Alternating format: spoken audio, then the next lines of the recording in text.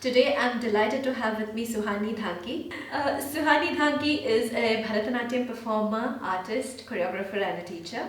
She's basically from Bombay in India. She's trained there under Dr Sandhya Purecha and she's been based here in London for almost 4 years now. Yeah, and she is also an actress and she's performed leading roles in a lot of Indian TV serials and films as well. So we'll be talking to her about that. Suhani, to start with, you have seen the dance field in India and you are working in the dance field here. If you have to pick out probably one major difference that you see in the spaces and also in the generations, like the generation that you were training with and the generation that you see currently, what is the difference that you see, or is there any difference at all? If you think, I don't know if this is specifically between India and the UK, but I think there is definitely a difference in the way generations have trained, the concept of training. If I look at the lineage of my Guruji, I call her Sandhya Tai. So Sandhya Tai and her Guruji, Sandhya Tai used to walk to her Guruji's house because she couldn't afford to travel to her house, to his house. Her father used to walk her in the morning and she would spend the entire day training over there. But the training was such that when she would start dancing, she would dance, and then if she's in a particular sthanaka or posture, Guruji would stop her, ask her to take out a book, which is an ancient Indian Sanskrit treatise. There's several. So he'd ask her to pick one of them, say probably the Natya Shastra Sangraha, and then they'd open the book, explore that sthanaka, and study that sthanaka in detail. So the point being that it was a study of Indian classical dance, which included not only the practical dance aspect but also the theoretical aspect, and both of this went alongside. There weren't like separate theory classes and separate practical classes. It was a holistic study. Right. And the fact that she spent an entire day with her Guruji, she not only learned dance from him, but she learned simple things like how there is choreography in cooking. Literally that, Okay. things like, this is what she's taught us this, when you're like sorting okra, like lady's finger out, when you wash them and you set them out to dry, she said there's choreography in that also, and how you can place the lady's finger, the lady finger. So, little things like that. Yeah. There's rhythm in mopping, like when you're mopping, there's rhythm there. So it's just about finding movement in everyday life things. Yeah. And we boil down to time. I think Right. the difference is the time. So the time that she spent with him, and then if I cut to my generation, we still didn't look at the clock when we went to a class. Like we would go into the class and then there was the class. That's like it. Then it's just End the of teacher world. and you. Parents are probably waiting for hours at end. Yeah. It doesn't matter. When the teacher is satisfied or whenever, when she decides the class ends, Yeah. weekends were spent like that. But yes, we were still limited to weekends or whenever class days were. Right. Whereas now we've come to a generation that runs by the clock.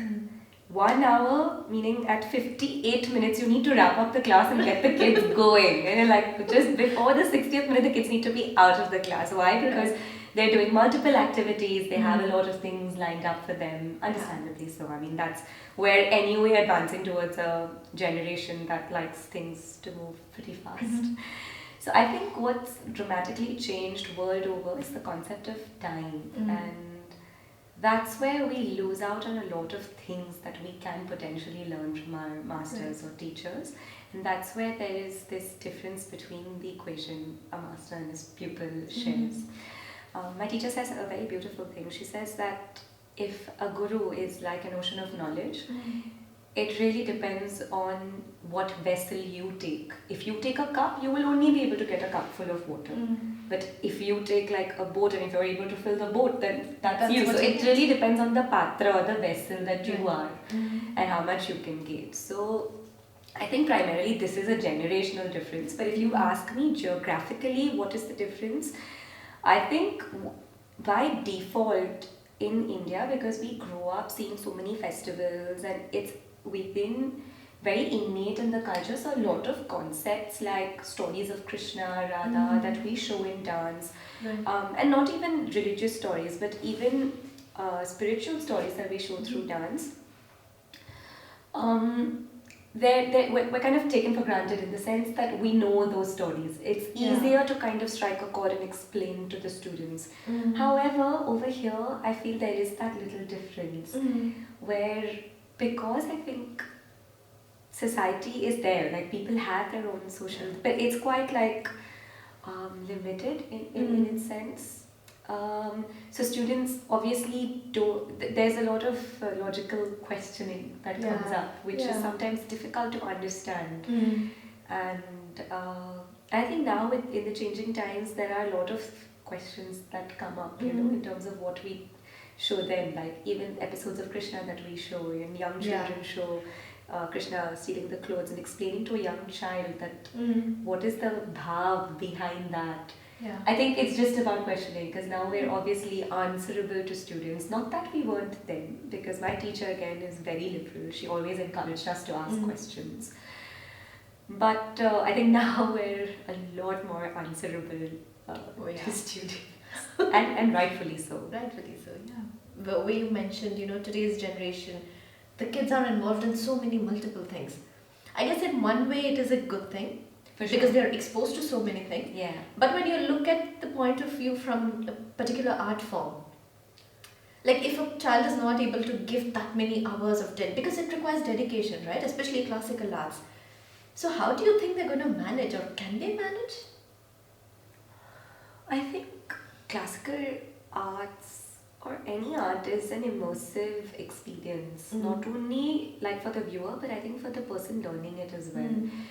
And even though a child may not be able to give as many hours, say at a school level, because of the competitive nature of the world, I think if they really want to, they make it work. Like now you have options like taking sabbaticals for a year, you know, and stuff. And there are students who do that. If they really, really want to, they give it the time. But I definitely do believe that time is of great play. Of course, the right kind of mentor as well. And I think it's possible, but it really comes down to it's about anything, right, Anvi? I think any field, it just comes down to conviction and dedicated practice and just like going for it. So and anyway, like though we have all these child prodigies in today's generation, well, they are. I mean, there are, but I think it's like amrut, you know. It's like nectar, it's timeless. Or it's like wine, you know, how the longer you churn it, the longer you let it be, the more long lasting, the more immersive, and the more taste, the better it tastes, I guess. So. Yeah, and I guess also that if the way of a person training is different, the quality of the artists that come out also will be different with each generation. So you can't always expect a Rukmini Devi Arundale 200 years from now. She was perfect for her time. And the artists who are now, they're perfect for this particular time. You know, it's absolutely. I mean, if you think about it this way, what we perceive as perfect has also changed over the generations. Yeah. Right? And I think that is what Sampradaya or practice is about. That is what, why is dance therefore a practical art? Because over the years, the standards, or you may say like the, you know, what we perceive as good and bad changes over a period of time based on what is the what's the society. Exactly. So. Yeah. And the other point you picked out about, you know, having to explain mythology to children. I think that it's the distance that they have. Because in India, I remember while growing up, I'm sure you would have had the same experience. You literally grew up with, as if Krishna was your neighborhood boy, Exactly. right? It was like a day-to-day kind of a thing. I don't know, it was just integrated into daily life. And even if not, I think things like temple visits, just conversations, also like kids' tales, stories, everything was about that. So it never seemed alien. Also, I'll tell you what, the times have changed. We're in a world where politically also there are a lot of things, like if you think about society also, society is becoming more and more unsafe. There's a lot of conversations happening about equality and rights and, you know, balance and things like that. So, and the younger generation is exposed to all of this from a very young age because of social media. Exactly. So they have the ability to question mythology or history as well, you know, as to if you have to apply this in today's day and age, is that acceptable or not? like even mythology, when you explain it to the uninitiated, for example, I was teaching a bunch of students, young teenagers who'd come from all across Europe for a symposium here, and I showed them the figure of Natarajan. And they had so many questions, you know. So when I told them that Shiva is holding fire in one hand and, you know, the deer in the other, it didn't make sense to them. But then when I explained to them the symbolism behind it, you know, that fire represents the transformative nature, the elemental nature of the god, whereas the deer represents the earthly nature, and, you know, the caring and the compassionate, compassion. So just the fact that this is symbolic, then one of them asked a question that why is he standing on a little child? Whereas Muyalaka, you know, the demon, it's about how you need to crush your demons under your foot, and your demons are much small, you know, they're small, they're not like how we make mountains out of molehills. The demons are really small, you need to crush them when they're small.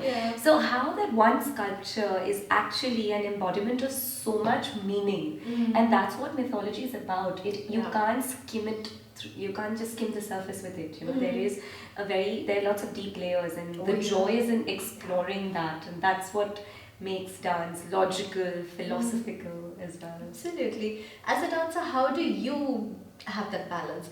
I don't think balance is the right word. Like, how do you relate to mythology? Do you question it? If you do, how do you question it as? And like, as a dance artist, how do you express that? I guess. I think there's no harm in questioning, but I think when you read, you know, there's a lot of lovely authors out there who've really written and explained the logic behind mythology or mythological history, if you want to call it.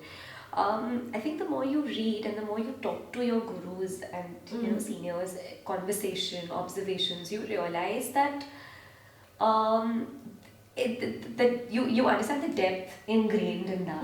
And I think that's what you want to bring out as a dancer. Right. That it's not just fire, like for example, because we're talking about Shiva, that if I'm showing the Bhaya, I'm doing Bhayanvita Drishti, you know, this is the Drishti. I know theoretically this is Bhayanvita, but why is that Bhayanvita Drishti? Why does the Bhayanvita Drishti do that? Because of the blazing and anticipatory nature of fire, like the fact that it can go anywhere, you know, that the fact that fire can cause fear, can cause awe. So it's just about embodying the meaning of that, then using the theory, showing it through your body, but also expressing it in a way that's intentional and that's intuitive. Well, that's amazing. I love the way you say intentional and intuitive. I think it's very hard to get that, both of them at the same time, especially as an artist, as a performing artist. I think, there's no way it's easy to say it. But I think it's always the part that we have to, and I think that's what makes great artists great, right? That's why when you see them, you're like, wow, how did Sanitha gave a very beautiful example of Bala Saraswati. You know, Bala was performing a padam, and she asked the audience, like in her padam, she was offering a glass of water. She was picking up a glass of water. One of the audience members actually got up, ran and brought a glass of water for her. That's how immersed he was in her performance that he thought that it was actually happening. She was asking for... So that was intentional, but it was intuitive of her. Like her Abhinay was just that, right? So it's just about that. I think it's about, you know how you say when you're watching certain performers, they literally transport you into their journey.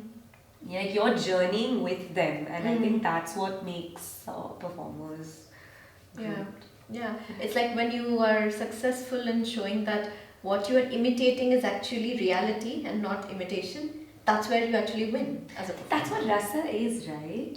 What is rasa nishpatti? What is theory? Like, what is rasa? Rasa is when I can experience what you were trying to offer to me.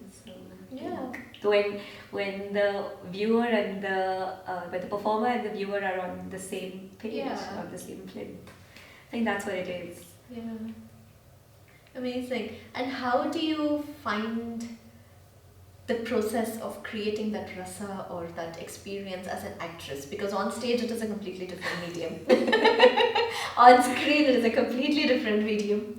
So how do you... I think the hardest part is when you're on stage, it's once and for all. right? You have to reach that point. There's no break in your emotion. Yeah. You are treading, it's like steps. You're climbing up, you reach up. Yeah. Whereas in acting, I think so I recently shot for a series and there was a really intense scene where I was talking in a language that I wasn't particularly comfortable in.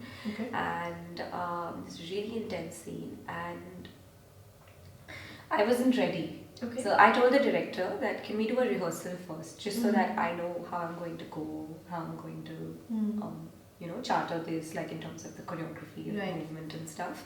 And I just want to see how it feels. He said, you can take it as a rehearsal, but I'm going to roll the camera because actors really spend themselves when they're emoting, and I'd like to capture every bit of it. And he started rolling, and I swear to God, there was a point where I kind of disconnected from that moment. I don't know what I started doing. I did the entire scene, like a really long scene from start to finish. Ended it at a point which I never thought would lead to like this massive breakdown, and there was a lot of graph and variation without having to think about it. Now I did this whole thing. Everyone was like, wow, okay, perfect, this now we've got it.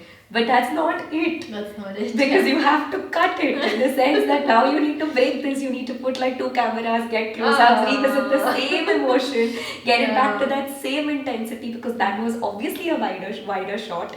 But now is the real deal. The real deal is when the camera comes closer. So it is reaching that point again. And then it's incredibly hard.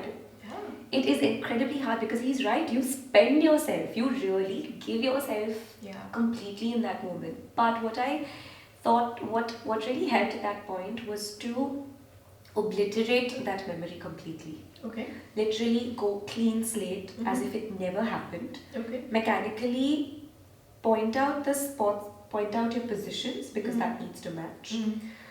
And then reset that emotion. Okay. And then revisit it again. However, I still feel like this can happen only up to 2, 3, 4 times. Bang on 4th or 5th time, it's mechanical.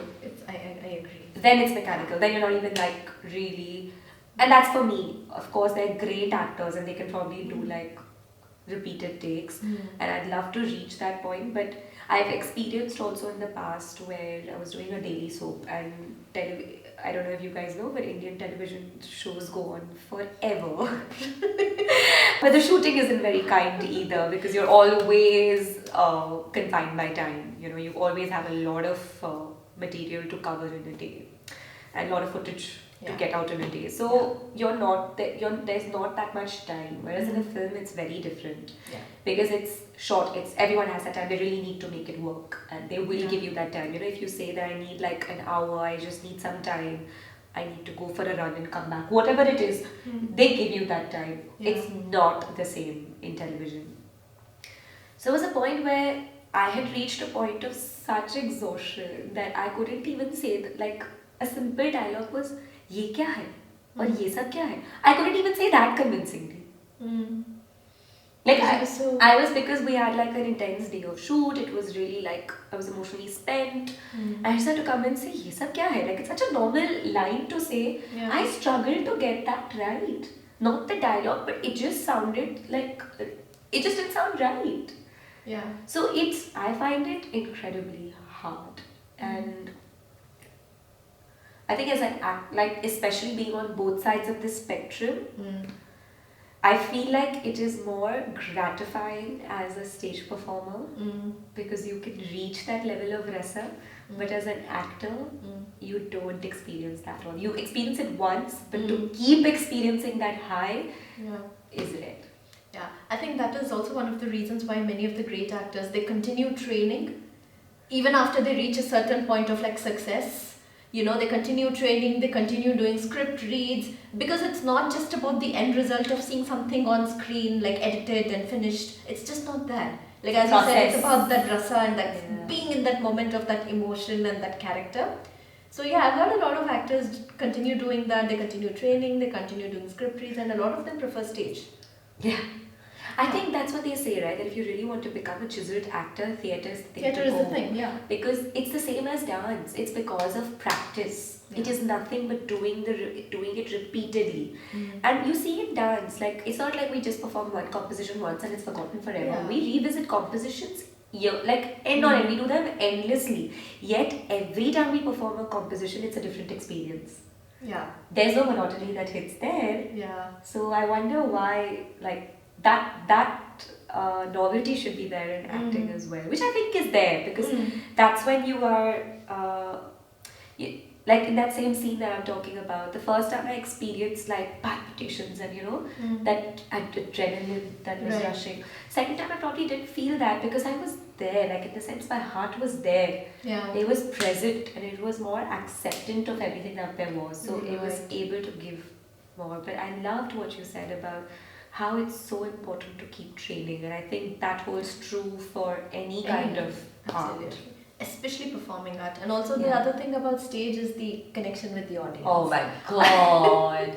How can I forget that? Absolutely, Anvi. Yeah. That partake is just... Yeah. Yeah, that's why some sabhas or like in some atmospheres, there is rasa nishpati, there is that rasa, there is that emotion. But in some you don't feel it because I think there is a give and take. It's not necessarily just a give. And Natyashastra also mentions that, right? It's not just the quality of the performer, but is the audience ready Rasika. to take? Yes, it is a part, exactly. Because there have been performances where it's just like 3 or 4 people in the auditorium, but the energy you feel is like you just want to keep on giving. And there are shows where it's like house full and you just don't feel it. Yeah, it's like, oh God, let me just get it done with it. Yes, absolutely. So when you spoke about mythology and spirituality, so I guess I'm curious about how you manage that, because when it comes to acting, it's all day-to-day lives and characters, and whereas in dancing it is again the spirituality, the philosophy. Do you, like, I don't know, how do you balance that aspect of yourself, I guess? I think spirituality is a very misunderstood term in my True. You know the 3 gunas. You have the tamogun, the rajogun, and the sattvagun. The Natya Shastra also talks about the importance of sattva, and my Guruji has always spoken to us about how sattva is the lending element for all the 3 abhinayas. You know how we have sattvic abhinay? Yeah. None of the 3 abhinayas have any use without the sattvic abhinay. So even Angika Abhinay without Sattva means. So for me, spirituality is that Sattva. It's not about belief in any particular being, but it is just about tapping that inner temperament. That it's very difficult. It's extremely difficult to be sattvic, not only in terms of like your ahar, like your I'm saying in day-to-day life, to be untainted, to be in that, to constantly tap your sattva. So I think practice definitely adds to that, because after a point your muscle memory takes over, so you're not really invested in thinking about the body, but you're actually immersed within. And Shraddha, I think, that is devotion. Devotion, and I don't mean devotion to a god. For me, what drives me is the Shraddha and my Guru. I have like immense faith, like till date, it is like, this is just a show, recently, Anvi, it's a true story. Just recently I had to do a performance and I hadn't spoken to my Guruji in quite a few days, and I swear to God, I woke up that morning and I told my mom, I said, Mom, I really need to talk to Sandhya Thai. Like, I just have to talk to her. And I don't know, I'm just not feeling it, and I just feel like if I don't talk to her, like I'm really missing, I really need to talk to her before the show. I swear to God, I said these words, and on the other line my Guru called me. Wow. She called me and I was like, how? Like, how did you even know? We're not even like the same country. But it's there. It is there. That connection is there. She called me and nothing, I don't know. She actually didn't even call me because of whatever. She called me.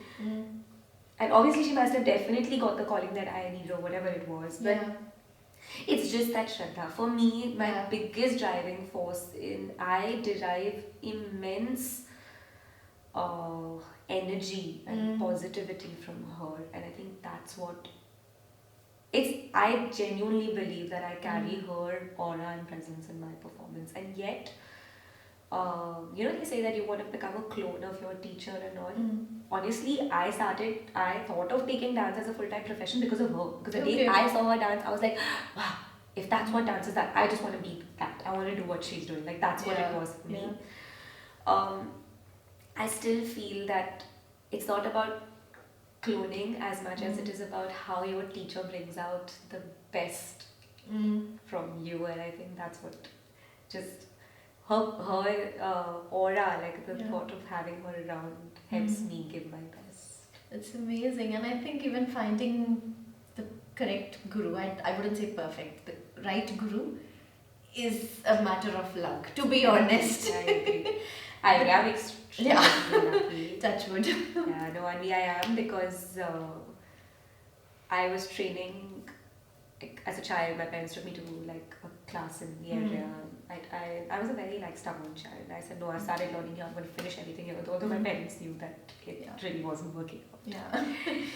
And the fact that my teacher, Sandhya, accepted me despite all of that, and accepted me as her own student, you know, and then trained me. And she's incredibly generous. I just feel incredibly grateful about that. She is so generous. Like, she will never shy away from giving. You talk to any conversation with her, you are learning. And I think it comes down, it's very rare that you have a teacher that's willing to give so much. Yeah. You know, she says so many times, I want to teach you, and you all don't have time. You all don't. Like, it's literally like that, you know, like, she is so generous and loving and giving. That's amazing. How do you find that sense of that Guru Shishya Parampara in today's world? I know that's a very rundown question. Everybody asks that, but I'm just curious, like, what your take is, because you have such a positive experience with your... I think that's what, and it's sad because I've spoken to a lot of my peers and they don't necessarily feel the same with their teacher. Every time I'm advocating for it, and they'll be like, you're a different fish in the sea. You don't fall into this discussion.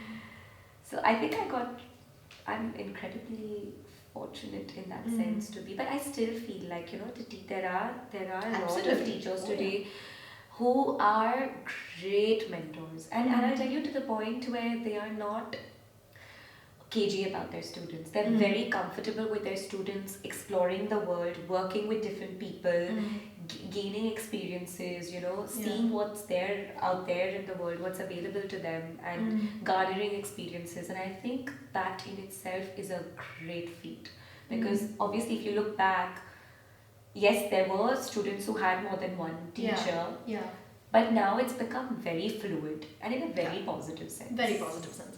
That whole sense of restraint. Also, there was this whole thing about being there was respect, but there was a lot of fear backing respect as well. But now when we have that, if you look at the present day equation with the teachers, there is immense respect, but there is also a sense of friendship, but there is a sense of comfort. Comfort Comfort that you share. Yeah, friendship as well. Yeah, there's like a sense of it's more relaxed, where you can have normal conversations with your teacher as well, and outside the realm of class, you could still have a normal equation with them, which I think is incredible. Yeah. And we're all of us are very lucky lucky that teachers despite having had it the hard way, are evolving to what the current generation needs. Exactly. Because if teachers didn't evolve to what the current generation wants and needs, then I think the art form would be dead long. Absolutely. Yeah, when you look at it from the bird's eye view, it is a matter of adapting to the time. Kind of comes down to the first point that we were talking about. Exactly, like the whole but the parameters of what is a good dance. Yeah. There's so many things that come in, right? What is the current time that you're living in? What is the society like? What are your peers like? Yeah. What is the political atmosphere like? Though there might not be a direct, context or anything, but everything affects it. Because you spoke about the Natya Shastra, I just want to bring this up. The Natya Shastra, there's something called Sangraha, the Natya Shastra Sangraha, which has 11 elements. So you have Rasa, Bhava, Abhinaya, which are 5. Dharmi, Vritti, Pravrutti. Now, Dharmi, Vritti, Pravrutti are all 3 extremely important elements in determining how dance progresses. Because vritti is what your style, your nature of Yeah. the people. Yeah. And pravrutti is the geography and Yeah. like the local, So it is a give and take of both the external And factors right. and the vritti, that is the internal Yes. factor. So everything lends itself in Yes. what we present. In fact, one of the elements of the Sangra is also the ranga or the stage. How much has the stage adapted in present times? Just look at that. Where we used to, like, where it was performed in the temples and it got extracted to the courts. Then from there, like, yes, we had the proscenium, you had the stage and all that. Now we perform in hospitals, we perform in museums, we perform museums, we perform on the streets, we perform like everywhere. The access, the concept of stage has completely evolved. Expanded, and expanded, exactly. Yeah, absolutely, yeah. So I think everything adds up to it, and so you can't really judge an artist. You can't at all judge an artist. I think now we've reached a stage where we're beyond judgment. Especially with social media, where people have the option to judge. But the point is that if you don't like something, you don't see it. You move on to something else and you have that. So there's no judgment. Like, I know it's really rubbish to say that because it's it's not rubbish. It's actually a very positive outlook that you have, an optimistic outlook. But people are extra judgmental because of social media, is what I have seen. That is 100%. What I'm trying to say is that in the present times, you can make your own audience. You have the freedom, you have the agency. You have the agency to choose the audience. Absolutely. And the audience has the freedom to choose who they want to follow, who they want to watch. Whether it's trash or not, I'm not even getting into that conversation. But the point is that's a totally... Yeah, because judgments were always there. Like, it is human nature to opine, and I don't think we can escape that. There's no need to escape that. I mean, then what's the point of being a human? But that's where art comes in, right? To help you evolve, help you think differently, and help you feel differently. Yeah, but I think it's really something to think about, judgments, reviews, and even about how reviews mold the work of an artist and how they affect the world. But anyway, that's a very long-winded discussion. There's the final point on social media. I think it's also very difficult to kind of... Because in the olden days, you would have like one dancer or two dancers who are very well known. I mean, the concept of fame, the concept of success, the concept of... It's become so accessible. I mean, it's short-lived. No, it's not the matter of... Even the other kind of success is short-lived.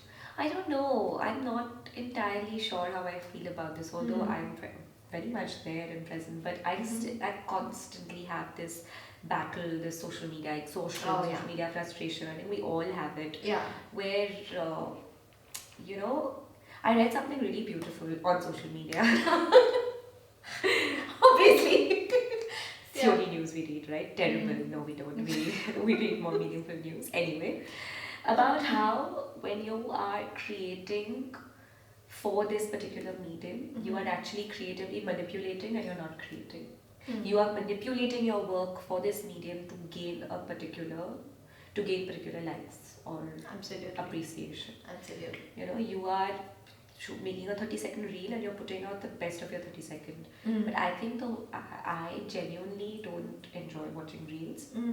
In that sense, I would much rather sit down in a small auditorium and watch a 2-hour recital or an hour recital and just immerse. I think I really crave immersive performances. And it's nice like that we're beginning to have those avenues in the UK.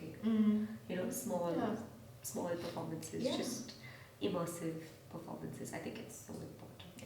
Yeah, I know. London especially is filled with these, tiny theatres, and there are theatres above pubs, which I just love. You just walk in, have a drink, and you go into the theatre. You watch a nice like a comedy show, or like anything at all. It's just amazing. It is. I think we need that. We need more human interaction. I think that is the only way we will be able to rise from the virtual. Frivolity. I don't know. Yeah, because at the end of the day, even the social media is what? Owned and controlled by another person, right? So at the end of the day, who are you feeding? You're getting something in return, yes. But you're pandering to somebody else's. Again, it comes back to the question of freedom and agency. Like, am I really free or am I just? Oh no, we're not. You're right. You're right. Yeah, we're totally bound. We're totally feeding on what we are being fed. So anyway, coming to a much lighter segment. So I have a couple of chits here, all random words. Okay. So we're just gonna pick and talk about whatever it is. So because I'm very interested in knowing, like, artists' perceptions on the most common things in life. Interesting. Okay. Let's try. It's quite cool. Soothe. You can pick another one if you want to. That's okay. If I think of soothe, I think of sukoon. And if I think of sukoon, I just think of my daughter. Oh. Like when I do this, I just think of soothe. I'm just thinking of my little one, soothing her, just the calmness that she gives me, and I can't think of anything else. It's the energy that children carry, right? Especially if it's your own, then it's obviously. Yeah, I mean, that's all Rosie. She does drive me up the wall. But that's normal, right? All kids do. I do it to my mom still. Yeah, so. yeah.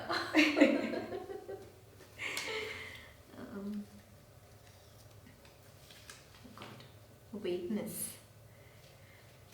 I think there is vagueness in almost everything in life. I don't think any of us ever reach a point where everything is crystal clear, and I don't think we should reach a point where everything is crystal clear. This I'm talking in a wider sense. And I think it's good to kind of embrace that sort of vagueness. I know day-to-day life it's not easy. An artist, especially a freelance artist, life has no sense of routine. It's like absolutely, there's no method to the madness. Absolutely. But I totally live by the delicious ambiguity. It's like my life's mantra. Yeah. Like there's just, it's literally my life's mantra, right? Yeah. Yeah, and it feeds your creativity as well so much, right? Yeah. Yeah. Okay, what's the first one here? Hope. Oh, got it.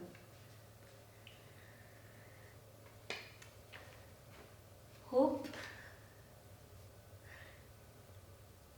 When I recently started shadowing a lovely teacher at a special needs school.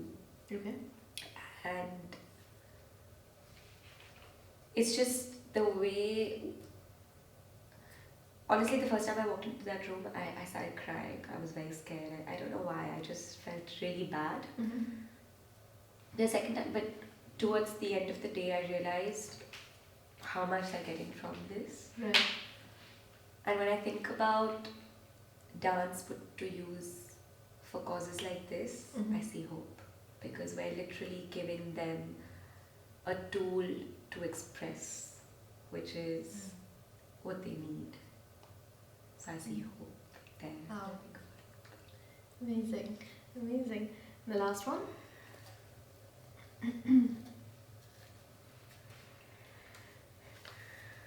Okay, mindless.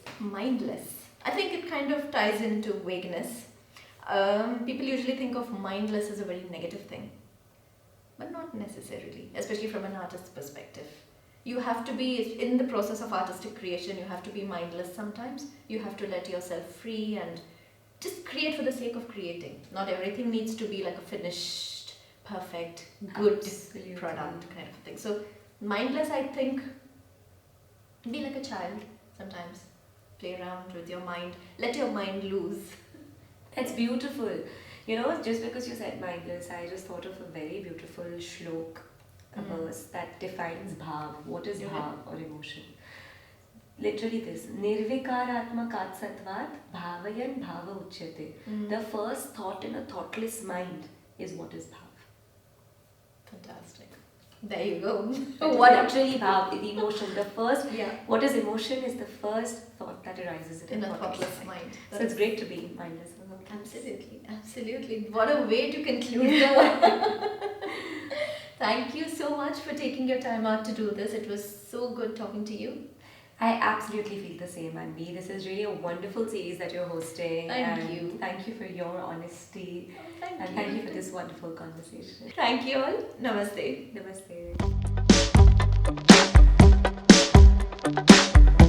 Or it is about the emotion or the spiritual. It is about the emotion or the spiritual element in it. Absolutely. Yeah. sounding like a frog. No, why? It's okay. No. You sound before. And I remember there was a.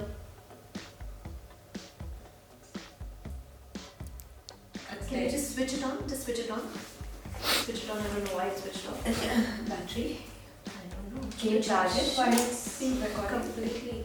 Yeah, just press record. Or was it recording? Yeah, You sure? it was.